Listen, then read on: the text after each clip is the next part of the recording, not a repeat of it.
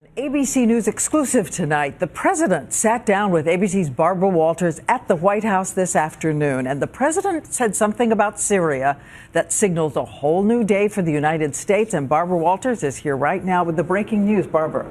Yes, Diane. Well, what happened, just a year ago this month, I met with President Assad in Damascus, and I questioned him about the slaughter of his people. Since then, 40,000 people have been killed.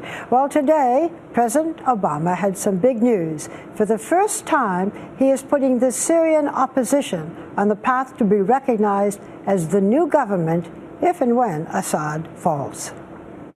I'd like to talk about Syria.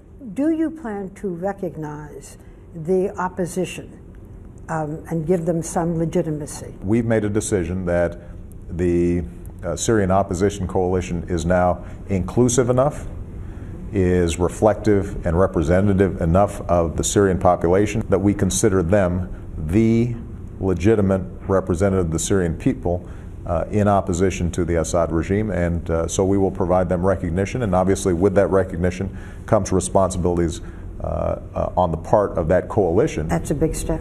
It is a big step. There is a small element of those who oppose the Assad regime that are in fact affiliated with Al-Qaeda in Iraq, and we have designated them, al-Nusra, as a terrorist organization, and we are going to make clear to distinguish between those elements of the opposition. With the president recognizing the Syrian opposition as the legitimate authority in that country, many are asking what this may mean in terms of U.S. involvement. But today, a senior administration official said that there is still no plan to arm this group. Yet the government hasn't ruled it out.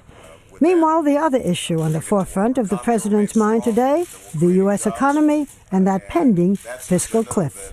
Are we going to go over the fiscal cliff? I remain optimistic that there are enough people of goodwill in this town that recognize our economy will be much better off, American families will be much better off if we get this done. The most important thing we can do is make sure that middle-class taxes do not go up on January 1st, and I'm pretty confident that Republicans would not hold middle-class taxes hostage to try to protect tax cuts for high-income individuals. Prediction, are you going to be able to raise taxes, yes or no? Oh, taxes are going to go up one way or the other. They are. And I think the key is to make sure that taxes go up on high-end individuals like you and me, Barbara. We can afford it. It is entirely possible for us to come up with a deal, but time is running short. The president sounded optimistic about avoiding the fiscal cliff. He said of his meeting with Speaker Boehner, "I think the tone was good. I believe both Speaker Boehner and myself and the other leaders want to see a deal happen."